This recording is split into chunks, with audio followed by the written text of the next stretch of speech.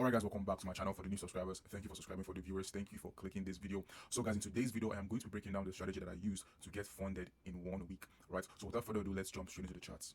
Now guys, as you can see, this is my chart here. As you can see, my chart looks a little bit confusing, right? But you do see like some of the trades that I took, like this trade here, and you know, a couple of trades here and there. Alright, just for your information guys, like I always show like trades that I won, because I do feel as though like, you know, it gives me, you know, hope that hey, I can actually still trade. You know what I mean? But guys, in terms of the specific trade that I used to get funded, this was a specific trade right here, right? So this trade here was the specific trade that I used to get funded. Now, funny enough, guys, like literally, I almost blew my phase 2 account, right? So you know, you have like the daily drawdown, and literally, guys, this specific retracement here literally almost blew my account in the sense of I was down like 4%, right? So like, and I knew it was buying. That was the funny thing, right? Oh, actually, I knew it was selling, right? But what happened here was like I was selling like from this area here, you feel me? And like I was literally getting stopped out, right? Until I now price now came to this specific area here, to this specific, you know what I mean, entry model here, which I'm going to explain very soon. But essentially, guys, this was the trade that I took, and as you can see, guys, literally the drop just happened, bro. I literally took this trade around what time? Around like 11 o'clock, you know what I mean, in the night, and like I slept. I woke up like I think around 6 or so. I think this was where, you know, price was at that time, and literally, guys, like I literally seen price do all this, come back down, and then I took another trade here, like literally another trade here. And then price literally just tanked, and then that was basically how I was able to pass my funded challenge, right? But guys, what I'm going to do is I'm going to break everything down like from A to Z, show you guys exactly how I do my technical analysis, and like break down my strategy from A to Z and show you, you know, how I trade, right? So I'm going to be explaining this specific entry right here, right? So let me go to a clear chart and show you exactly how I trade, right? So first, what we do obviously is going to be the top-down analysis, right? So for your information, guys, like just to let you guys know, right? I only use 2 time frames, the daily time frame and the 1 hour time frame. It's literally that simple, guys. I'm not even going to tell you why.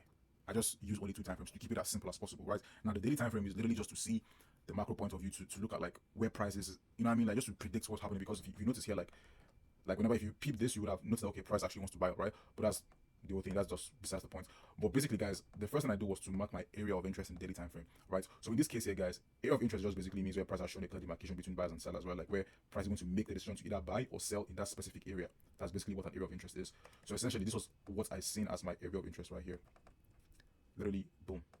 As you can see, this is what I saw, right? And the reason I actually have this as my area of interest is very simple, guys. Like if I extend this to the left, you're going to see that price was actually still reacting to this area quite well. Like you can literally see, right? So I don't have to like show everything, but you can clearly see from here. You can see from here. If I was to like extend this down, then it will perfectly fit, as you can see, right? So you can clearly see, and then also we had this gap here, and then, you know, basically this. So this is the reason why I actually had this area as my area of interest in the daily time frame. So this was my first daily area of interest, and then my second area of interest was now going to be this area right here. So something like this, as you can see, boom, right? And if I extend this to the left, you're going to see that most of the decision was made in this area here. So if I maybe move this down here, something like this, right? So you can see that, you know, the buying decision was made around this area here. So like literally around this area, price decided to, you know what I mean, sell. Around this area here, price decided to buy. So this is basically what an area of interest is, or you could call it like a decision of interest, right? A decision where people take, you know what I mean, this like an area where people take decisions in, essentially, right? But that's besides the point, guys. So this is basically what I have marked up in the daily time frame. And this is basically it. Like literally I only have like 2 lines, like 2 boxes in the daily time frame. Now we go to the 1 hour time frame to then now mark, you know what I mean, our area of interest also. Now when it comes to, you know, me marking my area of interest, guys, like I said, you know, it's all about the demarcation between buyers and sellers. So in this case, yeah, I actually had this marked up as my area of interest. So something like this, boom, and then color code. So this is my 1 hour area of interest. Now the entry strategy that I use, guys, is called the SDI entry model, and essentially, guys, it's very simple. You know, basically all we're waiting for is for a doji candle to form, and then in this case we're looking to sell. So if we're looking to sell, then price literally has to go above the doji's high. Once it goes above the doji's high, then we wait for our entry candle, which is now going to be the shooting star, right? So it does not matter what candle crosses the doji's high, as long as it has crossed the doji's high, then you can now look for the entry, right? And then the entry is now going to be the shooting star, always the shooting star. It can come in different variations. It can come in big body shooting star, small body shooting star, things like that. But the point is this, right? So now if I go back to this area here, right? So first off, guys, we have this area here marked up as our area of interest.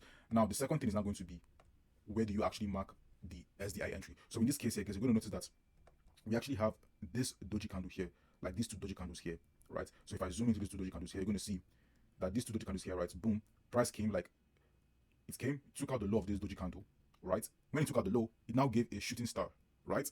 And then it now bought a little bit before it then now sold. And then if I don't want to do this right now, but that's just besides the point. Right? The point is this, guys, like literally price came, right, took out the low of the doji candle and then bought all the way up. Now it now finally took out the high, right?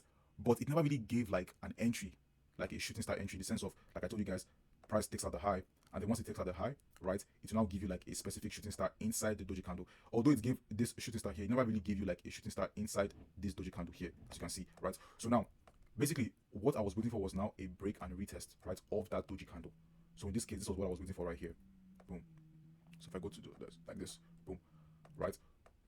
So essentially all I was waiting for was just for price to literally just tap me in, like literally go to this area here like that, right, and then give me a shooting star candle. Literally. Why? Because price has already taken out the high of the doji candle, but it never really gave us a break and retest. It never really gave us like an entry, if you notice, right? It never really gave us a shooting star inside the doji candle here, right? So now price now finally gave a shooting star how many days later? Like literally like, I don't know, 2 weeks later, whatever it is, but like price now gave a shooting star finally. So this was my first entry right here, right, as you can see.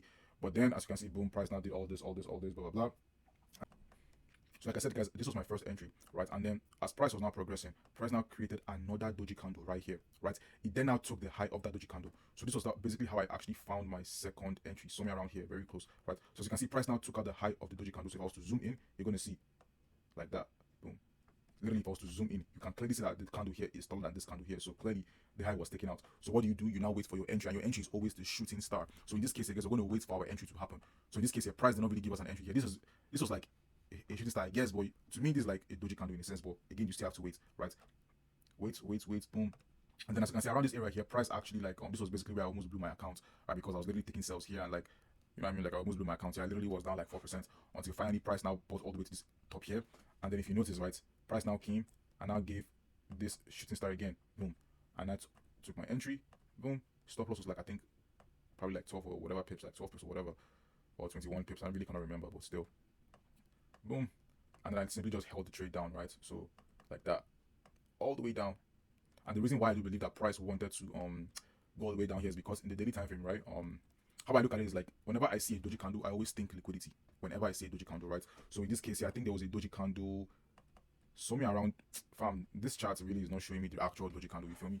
Yeah, so like this chart is not really showing me the doji candle, but essentially guys, this candle right here is what we call the doji candle. Now the reason why this looks like a shooting star is because literally like if you pip, right, like I'm using FXCM right on the top left of the screen, I'm using FXCM. So usually I use Owanda, right? And in the Owanda chart, this candle right here is a doji candle. So whenever you see a doji candle in like the daily time frame, I always assume that there's going to be liquidity under this candle, like literally liquidity under this candle here. Right, same thing here too. That's why I was anticipating sales too, because I do believe there was like liquidity at above like this candle here. So price then now took out the liquidity, and then within the 1 hour time frame, right, when it took out the liquidity here, within the 1 hour time frame, it now came back again and now repeated the same thing. And then same thing here, literally a break and retest of the SDI entry model or of the doji candle, whatever you want to call it, right? And as you can see, price down, basically sold down. And then also again, I'm not gonna lie, I literally took another trade again, like literally a buy trade here again in my funded account. You feel me? So like literally guys, I'm literally up like 1 or 2%, like let's just say 1.7%. Let's just say, right, literally already. You feel me? But yeah, guys, like this SDI entry model is pretty good, guys. And guys, like you might not understand this, or you may understand this. But like for me, I don't understand this because like literally I put in the chart time. Like I put in the chart time, guys. Like, and again, guys, like literally when I found this SDI model, like I did just like I wasn't like looking. Like, okay, I was looking for it, but like I wasn't like, how do I put it? Like it just stumbled. Like literally, I was just looking at the chart, and then I was like, damn, this actually always happens. And then boom, that's how I basically found the SDI, entry model. And guys, I only trade the JPY too, so I don't know if it works with other pairs. I'm very sure it works. I literally tried it with Euro NZD, and it worked perfectly fine. Right. So, but then again, guys, like I'm not even trying to trade any other pair because guys, like, JPY like is all I need, bro. Like literally, fam. I don't know. You feel me? Like, and it usually doesn't even have news too. Like JPY doesn't really have news like that. It's just USD news, right? And some platforms don't really like you trading news. You know what I mean? But that's besides the case. Yeah, guys, this is basically the end of the video, guys. I hope you guys took a lot from this, man, and I hope you guys, understood this video. And I'll see you guys in a different video. Peace.